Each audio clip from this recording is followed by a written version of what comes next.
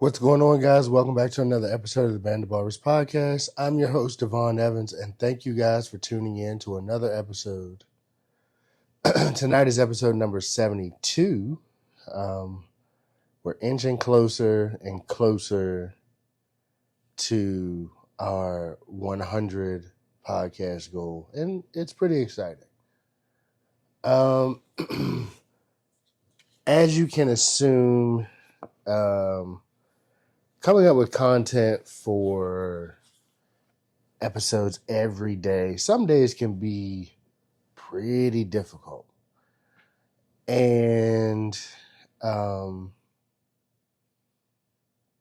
lot of times I use things that are on my mind or things that have happened previously in the shop or things like that to inspire me to come up with these, the content for the episodes, things like that. And as you can tell, some days I just wing it. I don't always like to wing it. Some days when I do, I have pretty decent content, but it doesn't always work out the way I want to. But that's neither here nor there.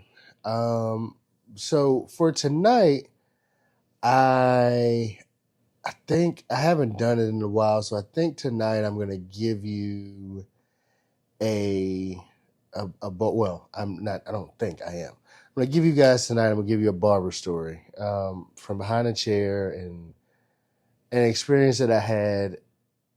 And I look back at it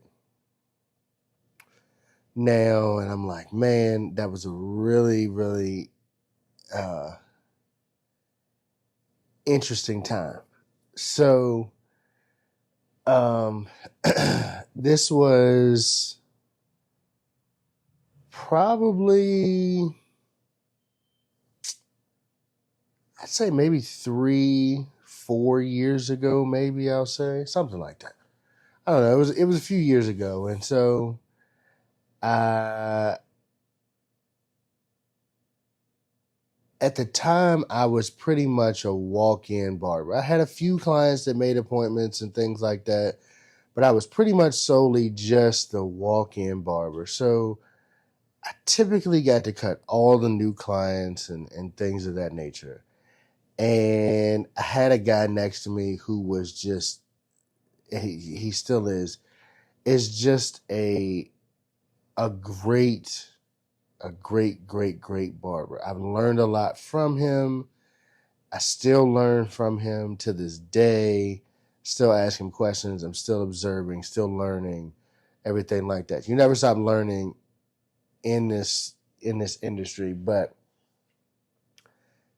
at this given point, this guy had just started, and it didn't take long for me to realize that like he was the real deal. And the clients have eyes. They know that he was the real deal. And so I'm learning, trying to figure things out and everything like that. And so I had a client that was coming in. He was a walk-in. He'd come in, and I probably cut his hair. At that point, I probably cut his hair like 3 or 4 times. And so I was cutting his hair. I was cutting, I believe, his nephew's hair. And he would usually bring, maybe 2 or 3 people with him. And so I had pretty much been kind of cutting those guys. And so, he would come in and get in a chair. I cut his hair and everything like that. And so one day, sitting there in my chair waiting, and it had been kind of slow for a little while. And the guy comes in, and I get up. And he very loudly, in front of everybody. I mean, it's a shop. It was really a shop full of people at this point, right? We were in a much smaller shop, so it didn't take much to fill the shop. But it was a shop full of people, and I was like, all right, so I kind of pat the chair, come on, have a seat, everything like that. And he looks at me dead in my face, and he says to me, and I think it'll be one of those things that I'll never forget. He said to me, he said, nah, homie, uh, no offense.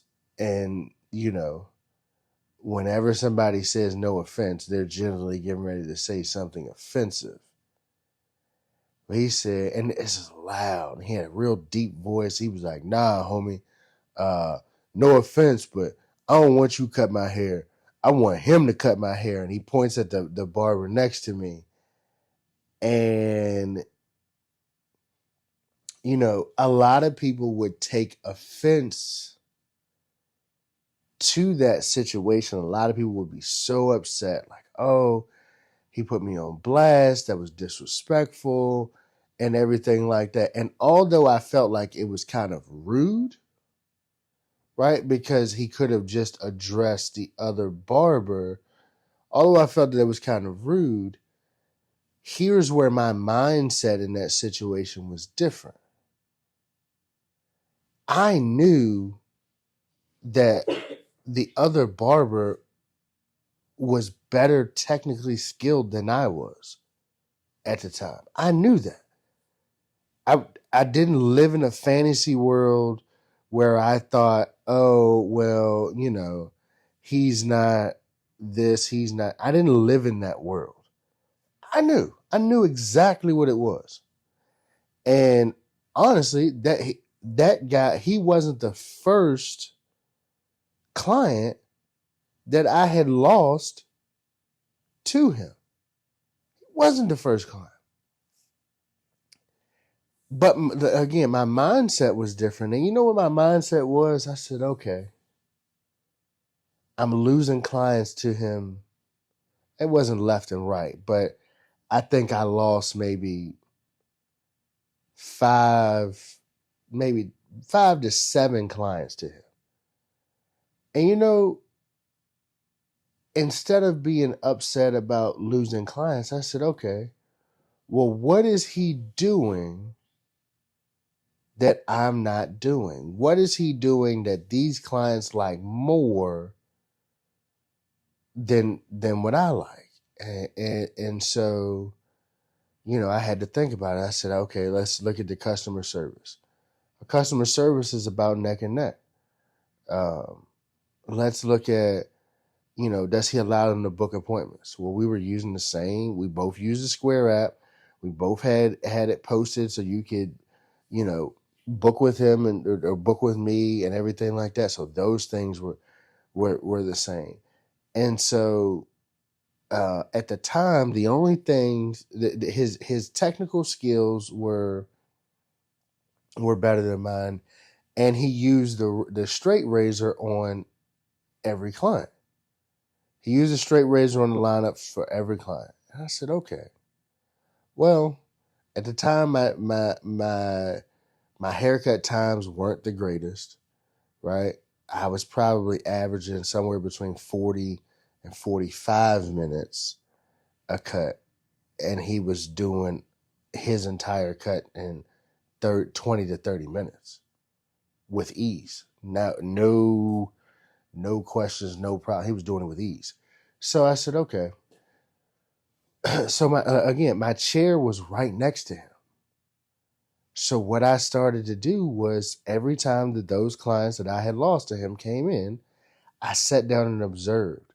And I talked to him, and he said, when he was learning, he paid attention to how the barber stood, where his body position was in relation to the cuts that he was making, where his, the hand placement, how they held the clippers, the height of the chair. We talked, so he gave me the game to look for, because he wasn't afraid that I was going to take his clients back. Just like, even though I lost clients, I wasn't afraid that he was going to take all my clients. That wasn't my fear. it was, all right, how do I need to improve on my technical skills. So I sat down and for years, right? I cut standing next to him for probably two and a half, almost 3 years. I stood next to him every single day. And I watched and observed when I didn't have clients in the chair. Sometimes if I had clients in the chair, I'm looking at what he's doing. And so I began to improve. I began to grow. I began to make uh, big changes in my skills because I was watching. I lost a client. Yes, was it kind of embarrassing to get called out like that in front of people? Sure, whatever. But was it the end of the day? Did I give up? Did I tuck tail and run? No. I stood there. He said when that guy and this is this is how the barbering world works for those who you just need to understand this. He said that, and all he did was open up room for the next person that walked in, because he said he wanted the other barber to cut his hair, but he was busy, so he sat down and waited. And he waited and waited and waited until it was his turn to get in the chair. And by the time that he got in the chair, I had cut 3 people. I had already cut 3 people by the time that he actually got in the chair. So don't lose hope over or over a client that doesn't want you to cut their hair. Again, my theory and my belief is just like I've said before. You have the right to hire and fire clients just like the client has the right to hire and fire barbers. This is not a marriage. There is no contractual agreement or anything like. There is none of the sorts. It isn't a thing. So you have to keep that in mind, right? You have to keep that in mind. And if you're losing clients to more seasoned barbers or more technically skilled barbers and things like that, observe what they're doing. Pay attention. Ask them questions. Ask them questions. And if they're really and this is one thing that I appreciate about the barber, about my coworker. My coworker said to me, he said, I can teach you, or I can tell you everything that I can do. He said, but and it wasn't a slight. He was just saying that. He said, I don't have fear. He said, I want you to get better. He said, but here's the thing that you have to understand about getting better. I've been doing it this way for X amount of years. Now, I'm going to save you a bit of time by teaching you this lesson because you've asked the question, but it's still going to take you some time to figure it out the right way. That's what he said. He said, it's still going to take you some time to figure it out. And he said, and I'm still going to be doing what I'm doing. And so I was like, oh, okay. I get it. I get it. And so, long story short, that client that came in that was very rude. He's a walk-in guy, doesn't want to make appointments, anything like that. So he gets what he gets when he comes in the shop. And I tell you, my victory moment. So I probably went, after that moment, it was probably like a year, maybe 2 years in between me cutting his hair and him, well, in between that moment and when there came another opportunity for him to sit in my chair. Now, in that time frame, he had bounced from chair to chair. He had gone to this barber and that bar. He would really just basically come in and try to get whoever he could get. Now, the funny part about his bouncing around is, so there was a short period within those 2 years, he came in and there was a few times that he had asked me to cut his hair. But see, I've been paying attention. I had been improving. I had built up my schedule. I had done all these things. So I took a little pride in being like, dog, I can't get to you right now. I just need you to understand that I'm not gonna be able to get to you right now. Like, you're gonna have to come back or whatever, but today's not gonna work. And the look on his face when I told him I couldn't get him in, and that I'm really working on a tight appointment schedule right now. It was worth it. And I think that happened 3 or 4 times, over the years before he was able to get back. Because he was a regular, but he wasn't a regular, if you understand what I'm saying. He kind of is a chair hopper, so he'll go wherever, that sort of thing. So when the time finally came and the stars had aligned and it was time for him to get back in my chair, I said, ooh, I ain't done, I hadn't cut his hair in a long time, but I had improved on a lot of skills since then. And I said, oh man, I'm getting ready to burn it up. Like, it's get this, like the barber that you had when you didn't want me to cut your hair, you wanted him to cut your hair. I'm not the same guy. I'm not the same guy, and I'm still here, which means I haven't given up. And I'm trying to improve and learn and grow and do all those sorts of things. So just understand that that's what has happened. That's what's going on. So I came back in my chair, he sat down, and he said, man, you done got a little better. And he's a very, he holds no punches type of guy, right? He holds no punches. But, he said to me, that time after it had been a couple of years and I cut his hair again, and the whole time I had been cutting his nephew's hair. So, that was a whole nother story. But when he got back with me, he said, man, you have gotten better. I was like, I told you.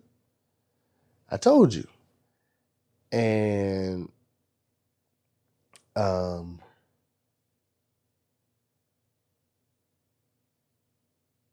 so it's just real interesting.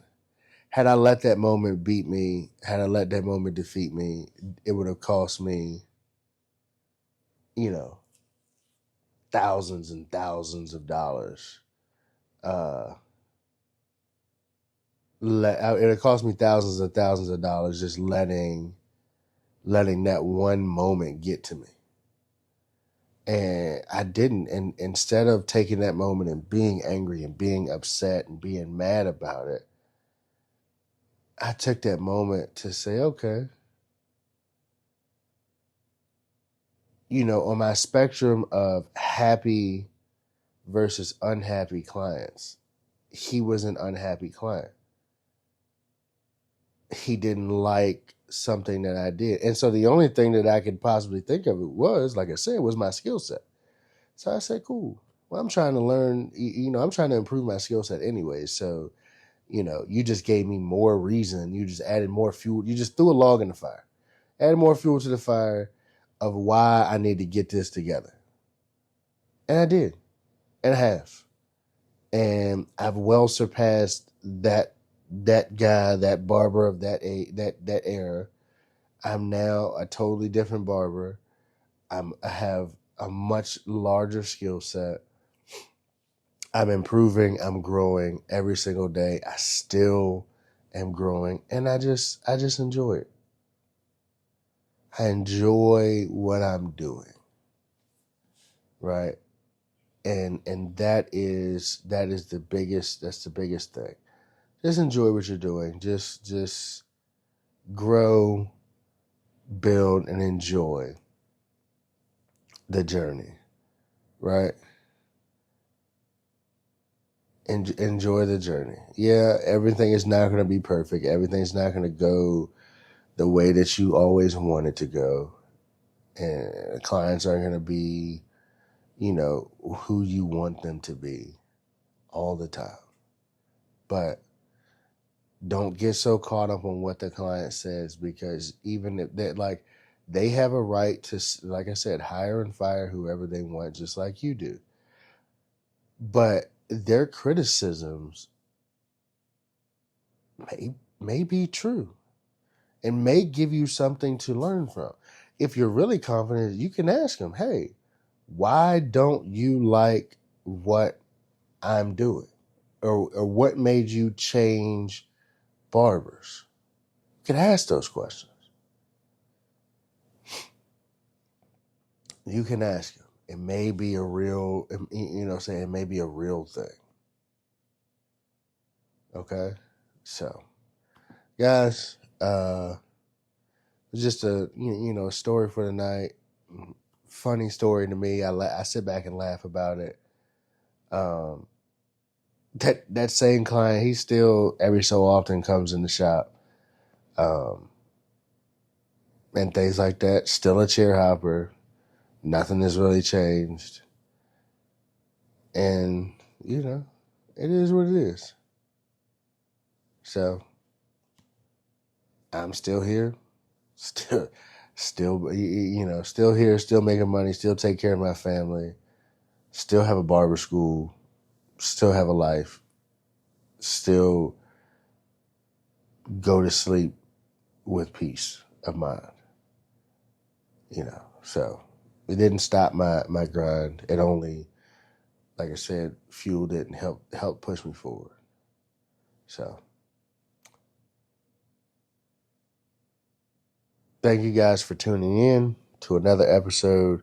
Tonight was episode 72. We're getting there. We're getting there. We're getting there. We're getting there. Believe what we got. Maybe 28 episodes till we hit 100. But it's all good. It's all good. Guys, if you like what you heard tonight, if you want to hear more stories, please like, comment, share, subscribe. Let us know what you think. If you have a funny story, please put it in the comments. Let us know. Tell us about it. I'm sure we all have funny stories behind a chair, and they're interesting. So please share. Please share. I'd like to hear those stories. It makes the job human. It makes the job fun. It makes the job realistic. So, again, thank you. Have a good night. We'll catch you tomorrow.